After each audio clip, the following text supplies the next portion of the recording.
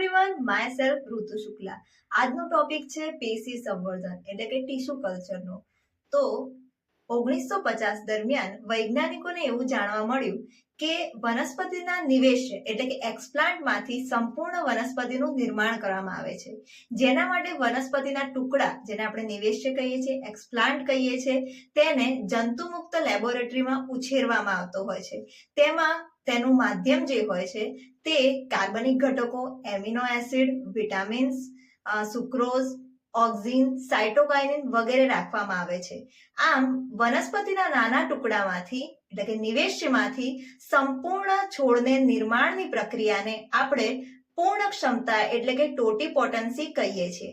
આ પદ્ધતિ દ્વારા મોટી સંખ્યામાં વનસ્પતિઓનું નિર્માણ થતું હોવાના કારણે તેને માઇક્રોપ્રોપોગેશન એટલે કે સૂક્ષ્મ સંવર્ધન કહેવામાં આવે છે.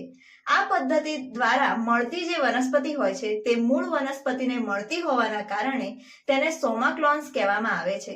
પેશી સંવર્ધન દ્વારા જે વનસ્પતિનું ઉત્પાદન થાય છે તેમાં કેળા, સફરજન અને ટામેટાનો સમાવેશ થતો હોય છે.